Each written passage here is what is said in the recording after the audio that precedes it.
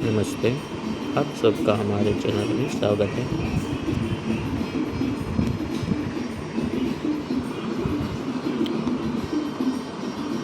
देखें किसके है विचार, वे लुप्त हो जाएंगे। उनकी जड़ अकेले मैं ही विचार में है। इसे अच्छी तरह से पकड़ कर रखें और वे अदृश्य हो जाएंगे।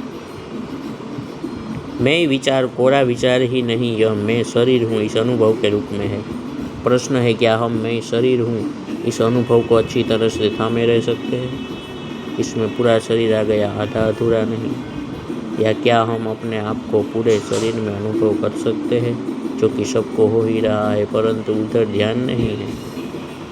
ध्यान अन्य बातों की तरफ है, जहाँ होना चाहिए वहाँ नहीं है। कोशिश करेंगे तो पाएंगे, तब ध्यान दूसरी चीज़ों से, दूसरे विचारों से हटने लगा है। जब पूरी स्थिति में शरीर हूँ इस विचार अनुभव में होती है, शेष कुछ भी स्मृति में नहीं रहता, तब अस्तित्व प्रकट होता है स्वतः। वह हर वक्त मौजूद है पीछे। मैं विचार अहंकार विलीन हो जाता है। यह अहंकार बहुत बड़ा और कीमती साधन है। यह सभी को अत्यंत प्रिय भी है। कहने को यह भ्रम है, यह सभी दुखों का मूल है, त्याज्य है आदि आदि। लेकिन रमण महर्षि की ध्यान साधना में यही मुख्य आधार है। वैसे भी सभी को अपना अहम रूप सबसे ज़्यादा प्रिय है, इसलिए यह ध्यान सभी के सर्वाधिक अनुकूल है। करना इतना ही है कि अपने इस अहम रूप को थामे रखना है, इसे स्मृति में बनाए रखना है, बाकी सब कुछ भूल जाना है। श्री कृष्ण जिस अभ्यास और वैराग्य के लिए कहते हैं, वे इसी संदर्भ में है। अभ्यास आत्मस्मृति के लिए है तथा वैराग्य पर विस्मृति के लिए है। सिर्फ अपने होने का अनुभव ही याद रहे, बाकी सब पूरी तरह से भूल जाए। करने वाले मैं आत्मा हूँ ऐसा ध्यान भी कर सकते हैं, लेकिन यहाँ बिल्कुल शुरुआती है। मैं शरीर हूँ इस विचार अनुभव को थामे रहना समग्र रूप से करेंगे तो पाएंगे अन्य विचार स्वतः लुप्त होने लगे हैं। इसका कारण है, सभी विचारों की जड़ मैं विचार है, मैं विचार में है।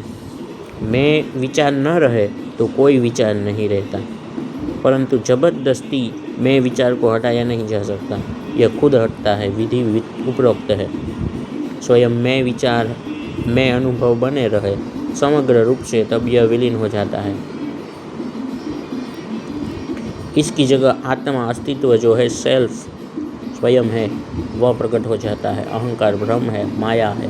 अहंकार यंत्र भी है, कठपुतली।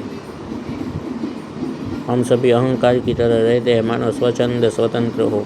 एक कठपुतली को लगे कि वह स्वतंत्र है, जो चाहे कर सकती है, तो यह उसका भ्रम है। उसे कोई और चला रहा है। सब ही नचावत राम गुसाई, भ्रामयन सर्वभूतानि यंत्रारूढ़ानि मायया। यहाँ अपनी मर्जी से कौन चल सकता है? सबको चलाया जा रहा है और भ्रम है कि मैं चल रहा हूँ, मैं कर रहा हूँ। कर्ता भाव भ्रम है। उस भ्रम की स्थिति में जो कर्म किए जाते हैं, उनमें भ्रम और अधिक बढ़ता है। मैं करता नहीं, मैं कठपुतली हूँ, यह ध्यान रहे तो फिर भी ठीक है। कुछ भी ना सोचे तब भी मैं शरीर हूँ ऐसा अनुभव तो होता ही है। इसी को थामे रखने के लिए कहा जा रहा है। यह अच्छा लगना चाहिए और अपना अहम रूप सभी को अच्छा लगता ही है, इसलिए यह ध्यान बहुत सरल है, सभी कर सके ऐसा है। सिर्फ दूसरी शर्त का और ध्यान रखना है, वह यह है कि अन्य चिंतन पर चिंतन नहीं होना चाहिए। होता यह है कि पर चिंतन का मोह या आग्रह छूटता नहीं। मैं श्रेष्ठ हूँ ऐसा तुलनात्मक चिंतन होता रहता है। दूसरों से संबंधित विचार आते हैं, उनकी स्मृति बनी रहती है। चित्त हमेशा तब वहाँ रहता है जबकि स्वयं होता है अभी यहाँ। सभी विचार मैं विचार पर निर्भर है, इसका अर्थ है तब वहाँ अभी यहाँ पर निर्भर है। भूत भविष्य वर्तमान पर निर्भर है। अस्तित्व सदा वर्तमान है। मन भूत भविष्य की कल्पना में खोया रहता है। अभी यहाँ तब वहाँ पर तभी अभी यहाँ तब वहाँ पर तभी निर्भर होता है जब परम निर्भरता का आग्रह दृढ़ हो। दूसरे से सुख चाहिए, शांति चाहिए, दुख नहीं चाहिए, अशांति नहीं चाहिए। कोई शोर कर रहा है, आवाज़ कर रहा है, अब ध्यान उधर है, उस पर निर्भर है क्योंकि शांति चाहिए। जो ऐसा ध्यान करता है कि सब मुझ पर निर्भर है, तब वहाँ अभी यहाँ के आश्रित है, तो सब ठहरावाना है। तब वहाँ अभी यहाँ सब मुझ पर निर्भर है એટલે ऐसा ध्यान करते हैं, तो तब वहाँ जो है वो अभी यहाँ के आश्रित है, तो अब ठहरावाना चाहिए। अपनी जगह रहने की दृढ़ता चाहिए। श्री कृष्ण देह, मन, इंद्रियों को जीतने के लिए कहते हैं, ताकि वे न भटके न भटकाए, अपने वश में रहे। योगी का चित्त उसके वश में होता है, परवश नहीं होता। परवशता दुखदायी है। चित्त को अत्यंत वश में करके ऐसा कहा है, वह बहुत जल्दी चला जाता है दूसरी तरफ। उसके साथ या उसके रूप में हम ही चले जाते हैं दूसरी तरफ। तो रुके, रोके अपने आप को, न जाए, न जाने दे अपने आप को। स्थिरता विकसित करे और फिर मैं शरीर हूँ इस विचार अनुभव को होने दे। वह हो ही रहा है। जैसे सांस अपने आप चल रही है, हम क्या कर सकते हैं? ऐसे ही हम शरीर रूप में अनुभव हो रहे हैं, तो होते रहे, हर्ज क्या है? इससे छुटकारा पाने की कोशिश नहीं करनी है। अभी तो प्रेम पूर्वक स्वीकार लेना है और इसी अवस्था में बने रहना है। यही हमारा अहम रूप भी है, जो हमें बड़ा प्रिय है। इस ध्यान की विशेषता है कि अपने अहम रूप को ही अपनी साधना का आधार बनाना है, चूँकि अन्य का विचार नहीं है।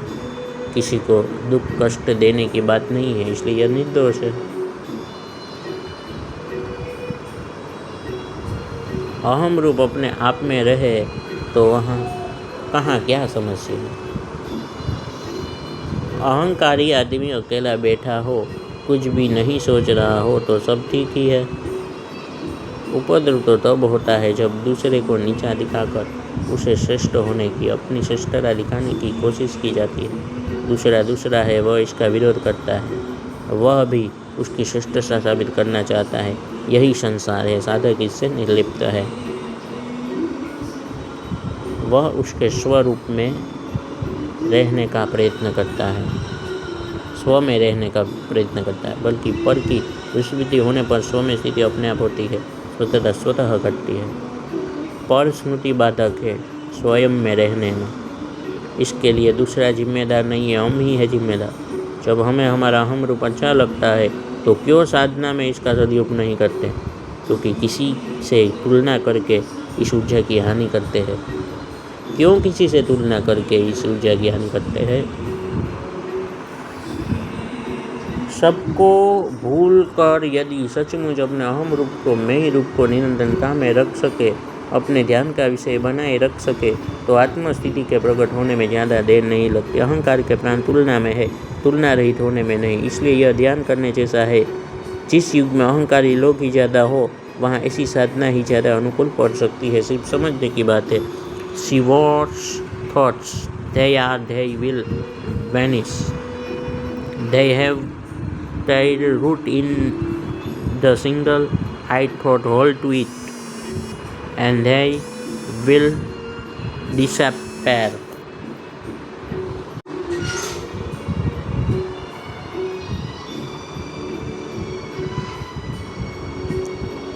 इसे पर जब आप सचमुच स्व की गहराई में स्थित होंगे, आपको इसके सुखद संतोषजनक होने का अनुभव स्वतः होगा।